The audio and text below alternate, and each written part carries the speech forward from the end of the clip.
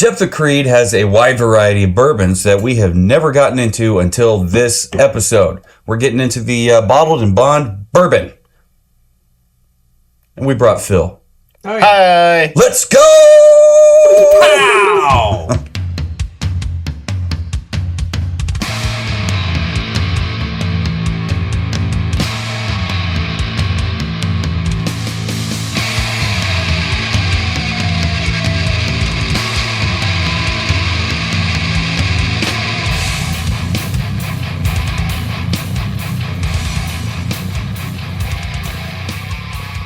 Hello, everyone. Welcome to the Savor the Bourbon podcast. My name is Jonathan. Across the barrels from me is Mr. W2. How do you do? Doing pretty fantastic. How are you doing? I'm doing all right. And who do we have here with us? This guy. Mr. Phil Mitchum. Jeebus Crisis himself. Phil McGinn. Yes, Phil McGinn. Give him a round of applause. Also known as Little Asshole, Little Shit. Oh, wow. That was a long time ago. I've grown out of that phase. Uh-huh, yeah. He heard we were having whiskey, so Right. heard the tires squalling and everything. Roasted those tires on the way here, yeah. I kind of did the same. Yeah. Because I'm going to be like 20, 25 minutes late. I'm like, okay. My God, he's Just gone. kidding. He's gone plaid. I get here 5 minutes early just so that way I don't miss nothing. Yep. Don't want to miss a thing. Ugh. I never did like that song. Oh, look at that. I broke another guess. And I didn't even have to quote Drowning Pool. Oh, man. Ooh, good times. So what do we have here? So Jepthra Creed is a really, really cool farm / distillery on the Kentucky Craft Distillery Trail. And you said they're in Shelbyville? They're right outside of Shelbyville, which is about, I think, like maybe 20, 25 minutes. And you just said the craft. East. Yes. Okay. About 25 minutes east of downtown Louisville. Okay. That's not far. Yeah, when I was there If you're downtown. when I was there this past spring, I hit Frankfurt and all the things and coming across, and I stopped there because that was my last stamp I needed for the central region of the craft distillery trail. And from there, I had about a 20, 25-minute drive to Louisville to have some cocktails at Fort Nelson at Michter's. But we're not here to talk about Michter's. We're here to talk about Jepthra We talk a Creed. lot about Michter's. Let's talk about somebody new here. So I originally had Jepthra Creed 2 years ago when we met my sister and brother-in-law in Louisville for a family vacation. Okay.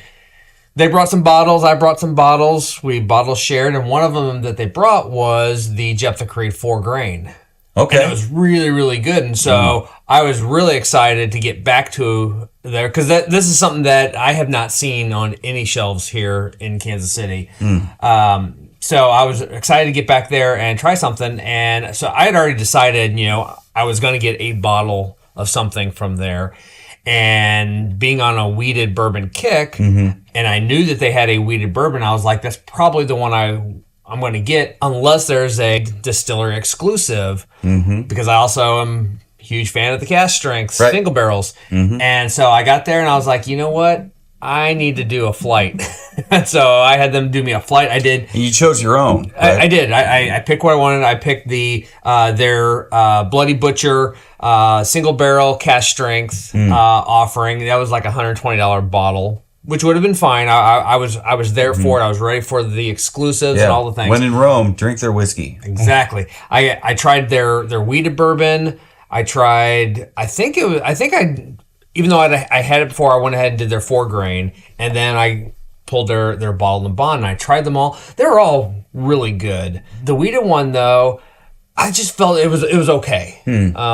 We've had a lot of really, really good wheated bourbons. We have. Lately. Spoiled. Like you said, you're on a wheated bourbon kick. It's hard not to be. And so I was like, all tasty. right, their single barrel cask strength, that's going to be the one. And I tried it. It was really, really good. But then my last pour was the bottle and bond, and it was incredible, and it was also more than half the price. So I was just like, well, I'm getting the better tasting one, the one I think actually is the best in show from this flight, and it's half the price.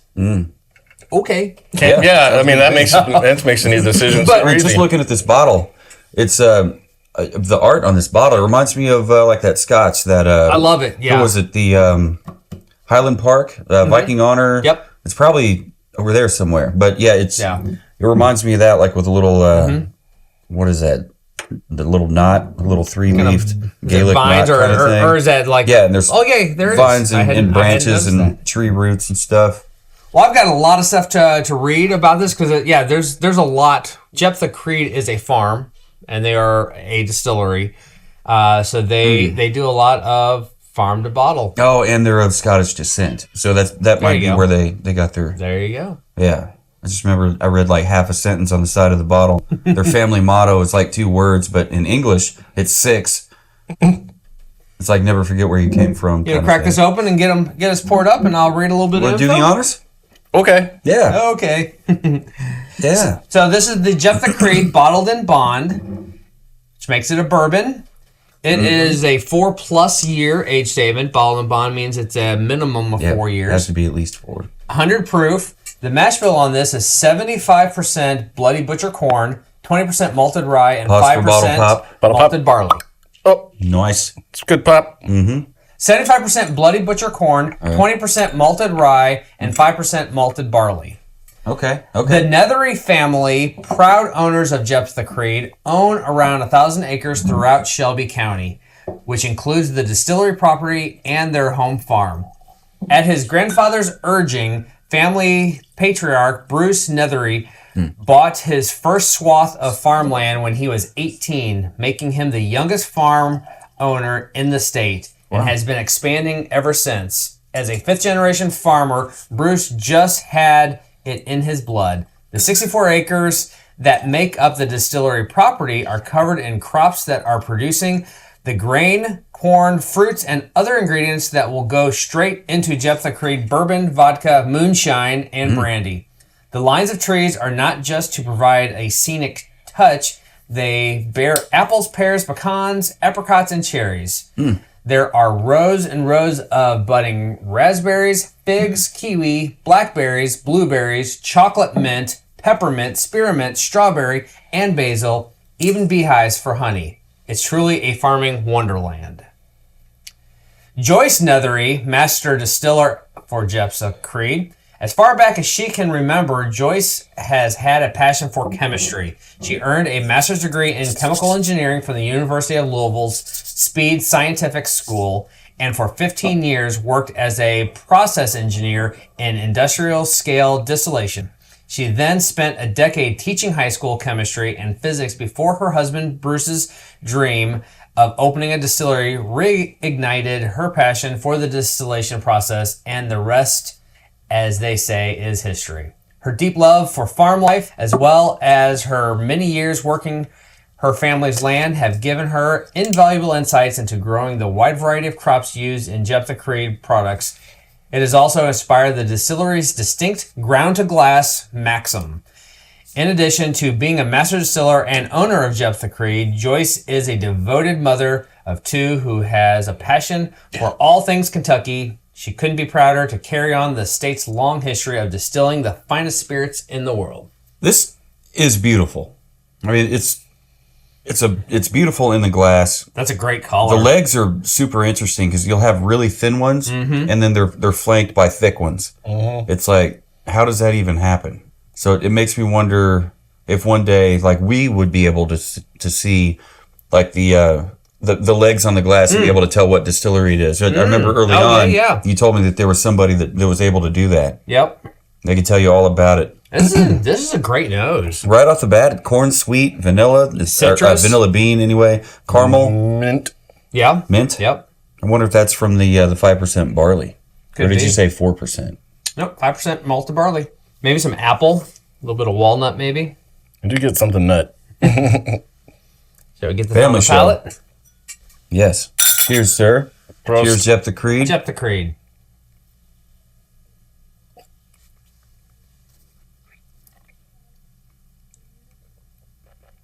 You said that was 100 proof? Bottled in bond. Oh, there it is. There it is. Yep. It showed up a second ago, or a couple seconds later. Right on the front of the taste, I'm getting that vanilla kind of carry. Is there some spearmint? Yeah, spearmint, mint. I did notice early A touch of cocoa powder? finish tobacco. I do get cocoa. Yeah, I would say tobacco. Just a little bit of tobacco. You said cocoa? Cocoa powder? What was it? I said cocoa powder. Like the old metal can from our childhood. The Nestle Quick. You have to pry it open with a spoon. Spearmint. And when mom's not looking, you're taking that spoon that you just used to pry off the lid and old big old spoon. It's got a spice that sticks on the front of the tongue. Caramel for days, I think. Yeah. Well, that caramel vanilla, like a baking spice? Yeah. that 20% malted rye is going to bring Yeah. a little bit of a peppery Normally spiciness. I find that on the sides of my tongue, not so much on the tip of the tongue. Is anyone getting peach cobbler on the palate? I would love to get peach cobbler on the palate right now.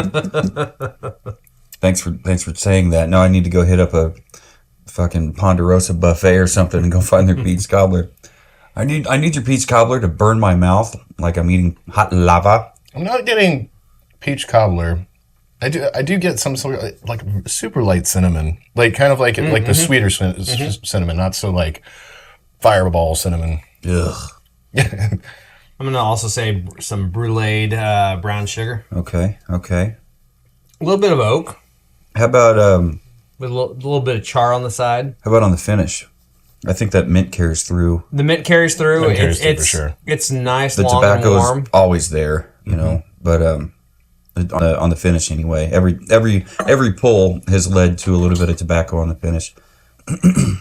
For me, I think that caramel color carries through as well, and that sweet cinnamon. It does have a thing where it keeps me wanting to come back. Like there's so much. It's got a complexity to it that it's like, okay, where are you? Because I know there's something else that I'm trying to taste. One more. I don't know if they still Hang on, if they one still more. sell them, but like they used to have those little plastic tubes with cinnamon toothpicks in them. Remember those? Yep. It kind of does remind me of that, but sweeter. You know? Yeah. I didn't even think about that. It's like cinnamon oil. It's just lingering Yeah. there. Oh yeah. Is that a lingering warmth? Is there a Kentucky hug on this? Definitely. Most I definitely. would say so. Yeah. Most definitely. Tobacco is picking up on the nose now. Just having sat for a minute. Boom, bing, bing, bing. Oh. Please, sir, may I have some water? The vanilla bean just opened up on the nose. Oh yeah. That didn't take much at all. That was just 2 drops. I mean, I don't care how many times I do it. It always surprises me how 2-3 drops of water just blossom. blows nose the and oils out. out. It's causing separation, Anxiety. which can be good or bad. So there's a little bit of anxiety before you water your whiskey. You gotta be prepared. And it's softened the And it brought spice tobacco up. on the nose too. Weird. All those cinnamon and rice spices just kind of rounded Cinnamon. on off. No, this is a good one to water. Yeah, this is nice. Doing it on purpose at this point. I did set you up. I set you up. You'll watch tried the to- playback. Last time I tried to be cool, and I was doing really good and then you said something, and then I'm I like, called you out on it. and I'm like, I'm gonna ignore this, and then today it's right there. I'm gonna unfollow him on all socials. Not gonna unfriend him, just gonna unfollow him. This guy's a dick. It's not that bad of an OCD. It's just a thing. It's just a thing. It's just a thing. That peach cobbler opened up a little. I bit am more. getting like I'm gonna just say stone fruit as a generic because it could kind of be a little bit of And I could overlap anything that has a stone in it. I mean, even though they're very, very different, I could overlap that with like a cherry pie. Can you imagine this with a slice Cherry. of cherry pie? Well, I just did a little bubble across my tongue. Cherry right there. Yeah. Cherry considered a stone fruit. It's got rocks in it, right? This is a stellar. This bottle in the box. is great. And this was $50. You said $50. I mean, that's why, yeah. And again, the distillery exclusive cash strength offering that they had was really, really good. And it was like 132 proof. So, I mean, it was screaming. But I tried this one. And I'm like, man, I mean, this one just tasted so good. And the price, I was just like, I can't beat that. Yeah. have to have this. But this distillery is cool. Yeah. So we talked about it before, and you shared some shorts while I was on the road there. But yeah, the owner, the classic cars and everything. Mm-hmm. Yeah, the owner is a avid classic car. Like, I'm talking Model A, Model T. Like, start with the crank. Mm-hmm. Inside the visitor center and outside and around the back, they had all these classic cars all over the place, and even inside, talking about the farm and all the things, they had the preservatives, they had the honeys, they had all the things canned and for sale, but they had an old Model A pickup truck inside that they were using for T-shirts and the preservatives and some of their bottles and stuff like that. But I noticed pretty early on, all the cars had drip pans underneath them with kitty litter in them. And I was like, that's interesting. And I got talking with them, and yeah, they're not just for show. They're not just looking cool while all their stuff is stacked on top of it. The owner periodically starts them and drives them around the neighborhood and up and down the streets or whatever. And as a result of that, because they're also, they're 100-year-old cars, they leak oil. Yeah. I would imagine they're going to. If and when I hit 100 years old, I'm going to leak too. Sometimes I think I'm leaking. I was going to say, I didn't even get that far and I'm leaking. I didn't know anything about, the maintenance wipe until I hit my 40s. But the drip pans underneath there was a very dead giveaway that those were not just the you go into Buc-ee's, and Buc-ee's has the old truck with stuffed animals and stuff piled in the back of them. That is a display only thing. Yeah. These were the real deals that actually run because they've got oil in them, and they're catching the oil so it doesn't mess up their floors. We haven't really talked about the bottle a whole lot. It's a super cool bottle. Yeah, the embossment, the design embossment over pretty much the entire bottle. The only part that's smooth is the label. Label spaces are. And all their bottles are like this, except for just beautiful. Except for the distillery exclusive, which is a short, squatty kind of a milk jug type of a 375 or no, it's a 750, but it's a short, squatty milk jug style glass bottle. Thought maybe it'd be ceramic.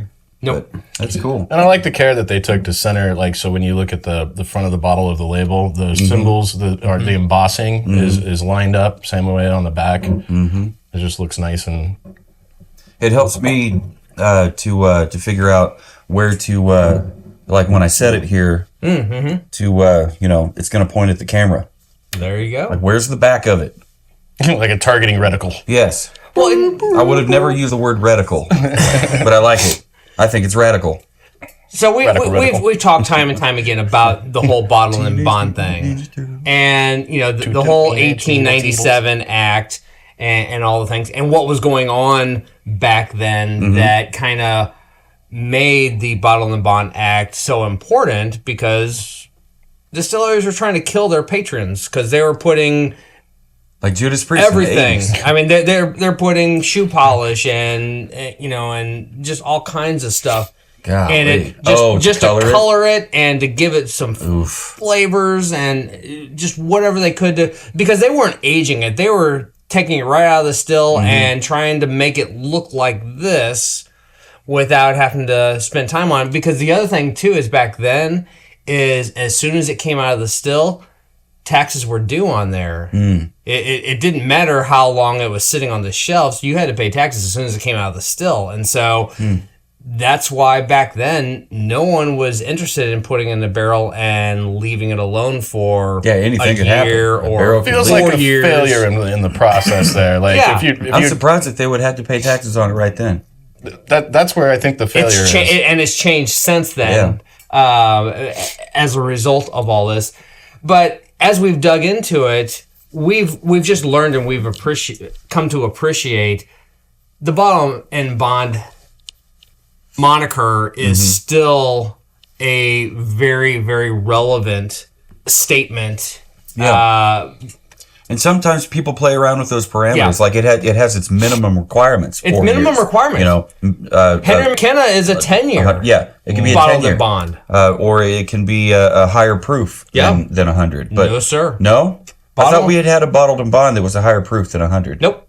Every bottled bond is always 100. It has to be 100. We had an Angel's Envy cast strength bottled and bond, but it was bottled at 100 proof even. Bottled and bond means it's 100 proof, not 0.2 over, it's 100 exact. And it has to be aged at least 4 years. At least 4 years. But if it takes 10 years, as long as it's 100 proof when you're bottling it, and proof. it's the same grain from the same season. Yeah. Yep. All the grains that go into the mash bill have to be from the exact same season. So Angel's Envy had to pull that. Oh yeah. When it hit 100. Yep. If they wanted to call it bottled and bond. Yeah. And I think theirs was 6 years. 6 years. But yeah. Well, however long it takes. And Angel's Envy, I mean, they're known for great products. I have yet to have a bad pour from Angel's Envy. They also went into the barrel super, super low. Probably the lowest you can. Anticipating there is no minimum to go into the barrel. I thought there was a minimum and a maximum. Nope, there's a maximum. There is no minimum. What was the maximum? Like 125? 125. But the thing is, if it's too low, in order to be bourbon, it has to at least climb above 80. So you need to put it in the barrel so that as it ages and it comes up some, it at least meets those minimum requirements. But technically, there's no minimum requirement going into the barrel. Typically, a lot of distilleries go in there closer to the 125 because it maximizes the profit. And then they proof it down to get as many bottles as they want out of it. Michter's, we got to taste the difference. Michter's goes into the barrel at 103. And so that's why their cast strength offerings come out at pretty close to like 110. That's where their cast strengths. Yeah. And I thought it was pretty good. They had that little, a couple bottles. This is what we sell. This is why we do what we do, why we put it in at this proof point, and we pull it at this, at a certain age whenever it's ready. And then they said, this is, not everybody does this, but a lot others do. They'll put it in at a higher proof, age it, pull it and water it down or proof it down. Yeah. And this is the same juice, just done two different ways. Yep. Can you spot the difference? We could immediately. Yeah. Immediately. Yeah, that was a real cool exercise that Rick set up for us, and to see if we could taste the difference, and sure enough, yeah, we could. There was a big difference. I was like, like the guy, the Canadian guy. What? No way. But yeah, we definitely could. Yeah, we definitely could. I love watching that guy's videos. What? No way. What'd you give us on the nose? Toolbox. There's a fucking donut and a bag of Cheetos. On the nose, I gave it a 425. It came in hot with a wow. It was corn sweet. There was caramel, however you want to pronounce that. Vanilla bean right off the bat. You picked up some mint. You picked up apple and walnut, I'm pretty sure. And then that's when Phil Mageddon here got excited because somebody mentioned nuts. It was... you can't it was a whole thing. It was a whole ass thing. Like, you can't take him anywhere. We try to tell him this is a family show. That and sausages. I love sausages. Hot sausages, mild sausages. How about you, W2? I came in at 4 even. 4 even? Yeah. Yep. How about you, Phil? I was at a 4. 4 even. Yep. You guys locked horns on the same number. On the palate, we had mint / spearmint, cocoa powder, caramel, baking spices. Narrowed that down specifically to sweet cinnamon, bruleed brown sugar, maybe some peaches and some oak. It was a fantastic palate, and I kept it locked in at 4 1/4. How about you? I met you right there at 4 1/4. Right there at 4 1/4. Well, that's amazing. We all agree because I also was at 4 1/4. Man, look at us. doing the things, doing the damn thing. Finish. I was met immediately with some tobacco right on the front end of the finish. You guys picked up on some mint. The caramel, I think, carried all the way through. The sweet cinnamon carried through from the palate, and there was a nice lingering warmth. You know, it was a nice Kentucky hug. It wasn't like the Kansas City Strangle that we get with some of our whiskeys here. It was very nice, inviting, and it drew you back for another sip. So I don't know how long this bottle's gonna last, but it's super tasty. I'm thinking next time Savor the Burn rolls out to Shelbyville, however you guys pronounce it. We're stopping out back there. Yeah. I want to stop by there and check out all the classic cars. Yeah. And you said they have honey there. They do have honey. I'm there. Yeah, I want to check it out. Oh, you know what? I just remembered. I got you that Manhattan? the Midnight Manhattan. Okay. And the little 375 or 200 flask. Yeah. I want to chill that down. I want to freeze my glass because I'm not an ass. Yeah. Sounds good. I just recently had a Midnight Manhattan for the first time. It's amazing. Yep, it's amazing. I'm Amaro, finding a new addiction. Averno Amaro. Yeah, that's what everybody needs, a brand new addiction. So yeah, on the finish, I came in at 4 1/4. I kept it locked in right there. I was right there with you. Yep. I was a detractor. I was back down to a 4, and I'm noticing as I'm sitting that I can still taste. I can still taste it on my tongue. You're still picking things up. So, but yeah, 4 is where I landed. That's fine. Nice. That's fine. A lot of presentation. We didn't talk about it at great length, but we did talk about it quite a bit, I think. I mean, you've got a nice wooden topper, natural cork. It's an interesting bottle to bond. Oh, it is? It is composite. Yep. Oh, okay. From here it looked. It is wood. Oh, it's textured. Yeah. So when it hits the bottle, it looks corky. You button hooked me. What? Anyway, so the bottle to bond strip doesn't look, like the dollar bill art. It's completely different. Kind of looks what's going on here. I love the embossment on the entire bottle. It's great. I like the color scheme with the gold. Yep, gold and the blue. The homage to the black. Their Scottish roots. Scottish roots. Yeah. Yep. Yeah, I was very happy with it. I brought it all the way up to 4 1/2. Hey, look at there. How about you? We met again. Really? We did. And that means that we met again. Well, look at us. 4 1/2 too. Right. This is cool. I feel like I'm finally starting to mature in my. Well, you add all those together. Whiskey. What did that make your final? My final score ended up 8.625, 8 5/8. Okay. So not that far off of that. I'm right at 8.5. 8.5. No, it was about 8.37. 8.375, 8 3/8. We have we have a consensus. A consensus. 5 8s, 3 8s, and half. Consensus. That's a fun word. Consensus. It's like roads. Roads. You just gotta say it enough times, and then all of a sudden it loses all meaning. Yeah. So I didn't bring it up, and we didn't get around to it, but their tasting notes off of their website. What did they say? Kind of interesting. The appearance, they say, is a translucent brown citrine. I think somebody's just making shit up. Which I'm not sure what that means. But the nose says sweet orange creme brulee, followed by bold baking spices and dried cranberries. Cranberries, okay. That's eventually we got to the cherry. We got to the cherry, yeah. Huh. I guess dried cranberries can taste like cherry sometimes. Mm-hmm. Yeah. Depending on the maybe brand. a little bit more citric. Mm-hmm. Yeah. Mm-hmm. Palate, light caramel, vanilla, cinnamon, and lemongrass with undertones of sweet oak. Lemongrass. All right, sweet oak. I didn't pick up on lemongrass, but yeah, okay. And finish, long, smooth, buttery finish with whispers of ginger and cinnamon that dance across the tongue. Well, at least we got cinnamon and lingering warmth. And that smooth, ginger, that smooth buttery is probably the cobbler that I was picking up. Whispers of ginger. It's the soulless whisper. Now, is it going to be ginger from Gilligan's Island, or is it going to be ginger like the root? Spice, like the "If you want to be my lover"?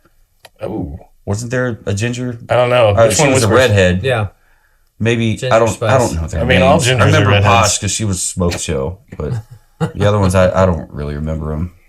Oh, well. Whatevs. Good times. So, do you have any final thoughts on this? I love that. And like you said, yeah, this bottle's not going to last very long. I guess we're going to have to go back. You started off telling us what you designed your own flight. You had this, that, and the other thing. This was one of them. What all did you try? What was it? So it was... Was it 4 or 5? Or? It was 4. It was their wheated bourbon, their 4-grain, their distillery exclusive cask strength, Bloody Butcher corn, and then it was their bottle and bun.